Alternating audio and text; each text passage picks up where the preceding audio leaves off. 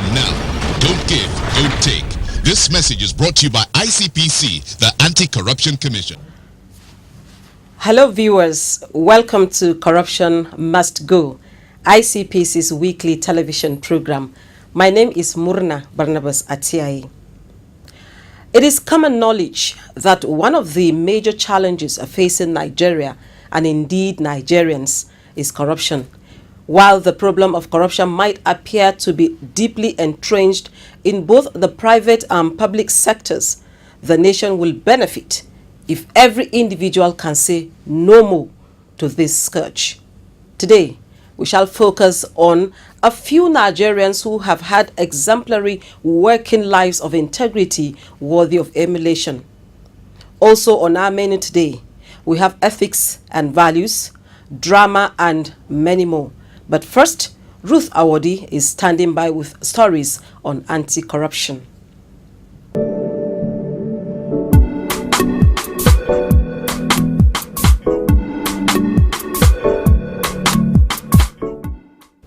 An Oyo State High Court sitting in Ibadan has convicted 3 former police officers and sentenced one of them to 3 years in jail for collecting bribe from an armed robbery suspect, Badmus Akojode. The convicted police officers are Tajuddin Olalere, Akamu Kabiru, and Omotosho Lawrence. But it was only Kabiru that was committed to 3 years in prison by the trial judge, Justice A.I. Akintola. Olalere and Lawrence could not be sentenced by the court because they had earlier jumped bail.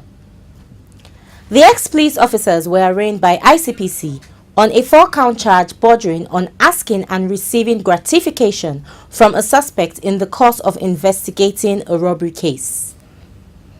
The commission told the court that the offense was committed in May 2007 when the police officers asked for and received the sum of 200,000 naira from Akojode in order to exonerate him from an armed robbery case they were investigating. The accused, who had earlier pleaded not guilty when the charge was read to them, were nonetheless found culpable by the court, therefore prompting the judge to sentence one of them to prison, while those that had jumped bail would be made to face the music once apprehended.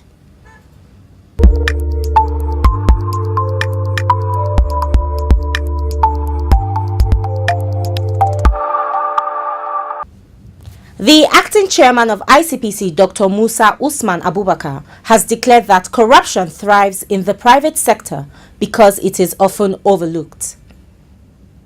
He made this declaration when he welcomed the Regional Director of Africa's Center for International Private Enterprise, CIPE, Mr. Lars Benson, and members of his team when they visited requesting for collaboration with ICPC in their engagement with members of the private sector on corruption prevention and other related issues.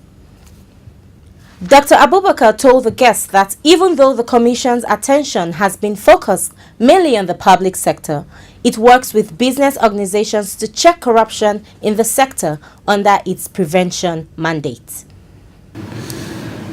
We are really glad to receive these august guests to the Commission who purposely come to share their experience in fighting corruption, particularly in the private sector.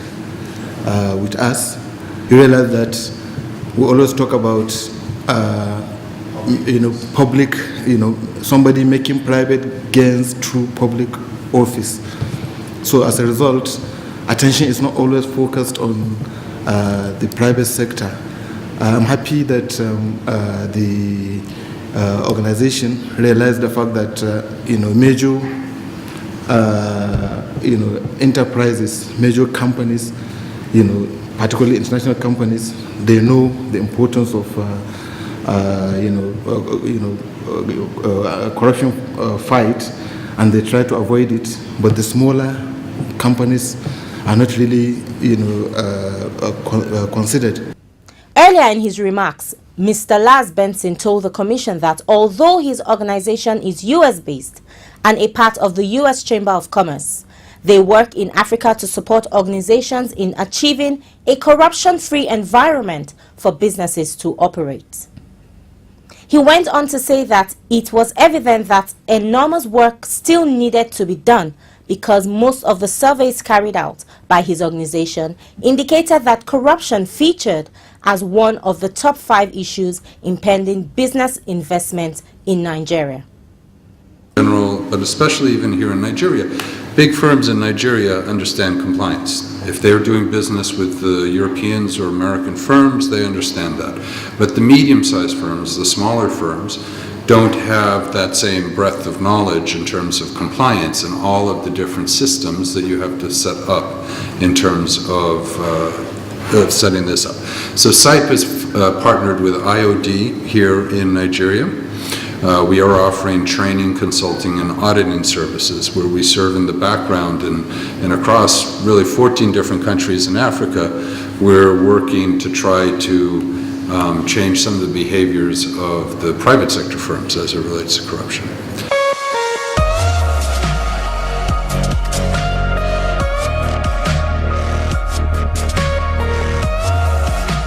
Corruption not in my country. Daladi, my business has been going down. I need your help.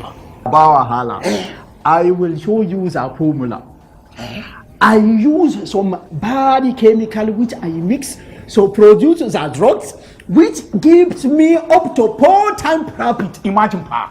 So you are one of the people that is killing millions and millions of Nigerians in this country. Daladi, was it not you last 2 months that was complaining about the fuel scarcity in this country, that the government is corrupt? Have I killed anybody in your family? You don't have to kill any of my family members directly. Every Nigerian you kill is my family. Selling of fake drugs, expired drugs, putting drugs in wrong packets, all that are acts of corruption. This is corruption, not in my country. CIA. Me? Fake drug? Now corruption? Allah kia. Stop corruption now. Corruption not in my country.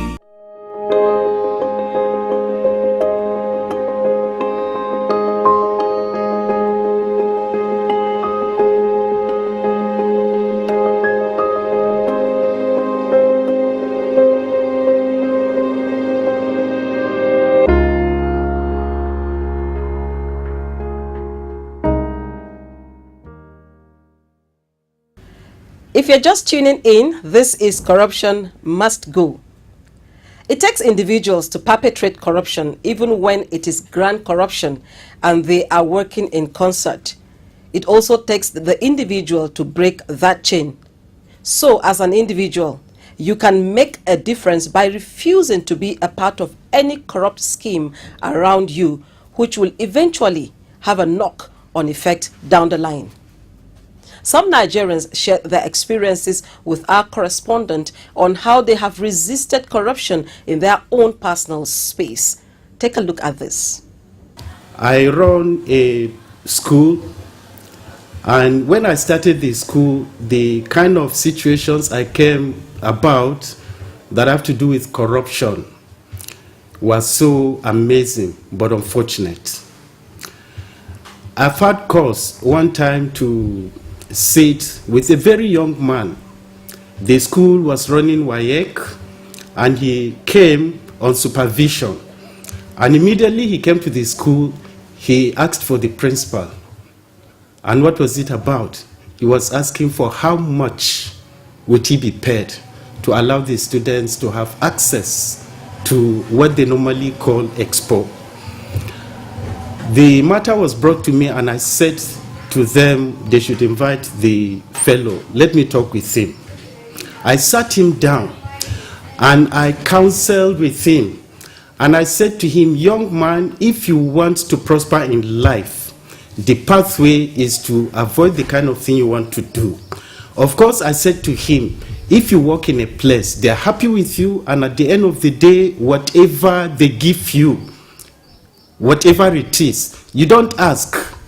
Of course, there are situations too, if you don't want to compromise, and of course, it's important to note that even when you're offered, you don't ask, but you are offered. Of course, the pathway to honor is to reject it. Whatever is rightly your due, you take. But for you to ask is bad enough. And I counseled with him extensively. At the end of the day, after the exams, he came back to me and was very, very appreciative. And to date, he's in touch with me. Every time we met, he would say to me, "Daddy, I'm grateful. Your counsel to me has helped me." Anyone who is determined can live above corruption. I give a few life examples of the challenges I had when I was in the public service. There was a time I was responsible for handling issues related to the Federal Urban Mass Transit Agency Special Scheme. And my job was to monitor the payment of some of the beneficiaries. And on this fateful day, one of the beneficiaries who was not able to meet his obligations now was told that, okay, I keep all the original documents. And he came to me and said that, look, we cannot fulfill our obligations and we are not ready to do it. Now, if you will help us, give us the original documents, we'll share, the difference with you. And I said, sorry, I'll not be able to do that. Now, the following day, because I was initially talking with the manager for Abuja chapter, Abuja office, and then he went and invited his boss from Lagos. He came all the way from Lagos, and after exchanging pleasantries, he now said that, well, we have come so that we could conclude the matter we started talking about yesterday. And I said, we concluded the matter yesterday. He said, no, please let us, let's discuss. I said, no, we concluded the matter yesterday, that I'll not be able to do what you want me to do. Funny enough, this man said that, look, I've not seen a civil servant like this in my life. He went out, and then shortly he came back, and he said that, look, I pray civil servants will be like you. When you are talking of integrity, the most important thing is everything started from your home, from one's home, from the mother, from the parents. In my own case, I'm happy to have a good parents like my mother, a disciplined woman. One, even when we are still young, when we go to the school, when we came back from the school, she will find time to check our bag one by one. Anything that is not, she knows what you have. Even when we are inside school, anything you bring that is not your own, we ask you, where do you get this? Where do you get this? If you fail to tell her where you get it, beaten. If she sees you with another person, she wants to know your friend. She wants to know the family of the friend. But all that while we were thinking she hated us. It was later, because if you want to go out, even when we are growing old, he tell us, do not do what I will not do. Remember your name. Your father did not spoil this name. Your grandfather did not spoil this name. This name must not spoil it during your time. So whatever we want to do, we think of the name first. As an individual, you can fight corruption by educating yourself on what the anti-corruption agencies are doing. This way, you are able to hold public officials responsible for their actions.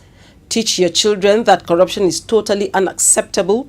Refuse to pay or accept bribes, facilitation fees, or gifts. We spoke with the Director General, Citizenship and Leadership Training Center, Mr. Jonah Bauer, who shared with us how his organization has been working with citizens to help them develop their innate integrity. Yeah, Citizenship and Leadership Center is a training experience, educational experience in self-discovery, and it focuses on short-term but intensive training that we teach people when they come for leadership and citizenship. The major mandate of this organization is to mold the characters of people to become good citizens and responsible leaders.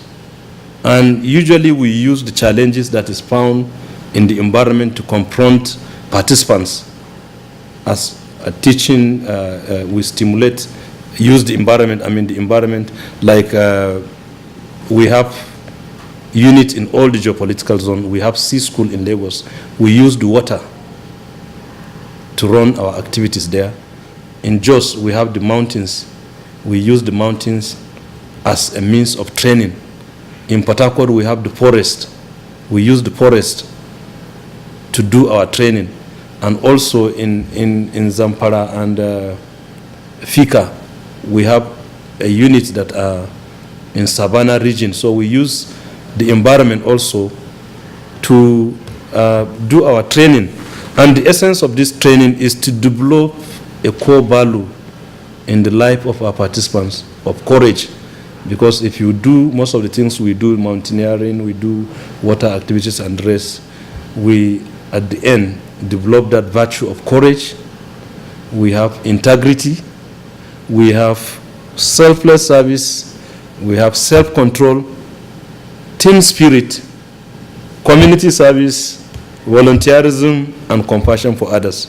So when you look at these virtues, if you go to our constitution, they are talking about core Nigerian values. These are the values, the core Nigerian values that we have, that is lacking in our society today. And these are the values that we try to impact on the life of people that come to our training. That's why I said when people will come with a particular problem. By the time we expose them and we say it's self-discovery, you discover yourself things that you thought you cannot do before. By the time you pass through our training, you discover that you can do it. So that will give you courage, that will give you that integrity, that teamwork. Because when you come to our program, you don't come to succeed alone. Most of the programs we do, you do it as a team. And that is to tell you that we cannot survive as individuals. We need the cooperation of each other. And this will even take me back, because this establishment was established in 1951. And the essence was, it was established by the colonial administration. You know, at that time when the states, the countries were agitating for independence, there were no people that will come and lead. So the the colonial administration set up this school so that they can train the potential leaders that will come and take over from them. And then we have been training the police, the military. You cannot graduate from NDA without coming through us. The same thing with the police, the same thing with other paramilitary organizations. So NYSC, after the Civil War, this organization, when the government was confronted with the issue of uniting the country, it was this organization that set up NYSC. That's why up to today, demand or activities, you must have been to NYSC, demand or orientation, demand or activities in orientation camp is run by us. Anytime there is NYSC, we send our staff to go and run demand or activities in the camp. Even though the concept of what we initially have is a bit missing, but it's only when you come for our training that you experience some of those things that we do in the training. So it is all about character development, it is all about self-discovery, it is all about reformation and formation of citizens to be patriotic citizens and responsible leaders. I told you earlier on that we train different categories of Nigerians. Our training is usually customized. We can train any category of Nigerians, regardless of your status, your position, or where you come from. Now, let me give you an example. You are talking of vices. So let me start giving you an example of one of the vices that we're able to treat adequately, and today, everybody in this country can see the result. Now, Gombe State, everybody knows that they were used to have a group of thugs that are called Enkalare. They were very stubborn in that state. They caused a lot of havoc to the people of the state. When this present governor took over, he identified that problem and sent 333 political talks to us in Sherry Hills in Jos. We did a kind of value orientation and mindset change for this set of people. They spent only 2 weeks. But at the end of that 2 weeks, these political talks were reformed. They went back different people. And up to today, you cannot hear anything about Nkalari again. The same thing, Rivers State government sent 900 ex-militants to us. We trained them. In fact, in the case of Rivers State, when their people came, they brought 900 of them. They were supposed to spend 1 month. By the time they came and saw their people after 1 month, they requested that we should add the number of days so that they will be reformed more. And that is what we do. And in the course of our training, I told you we do value orientation, we do conflict resolution, we do civic education, and also stress management.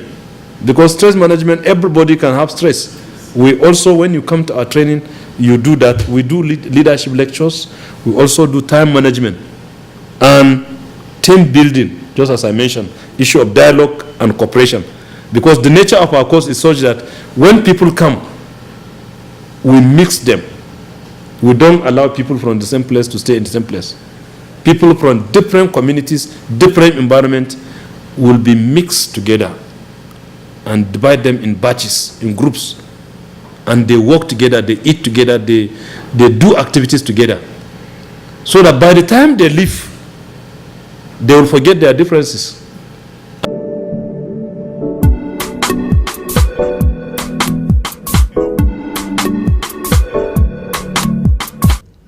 Personal integrity, they say, is doing the right things even when no one is watching.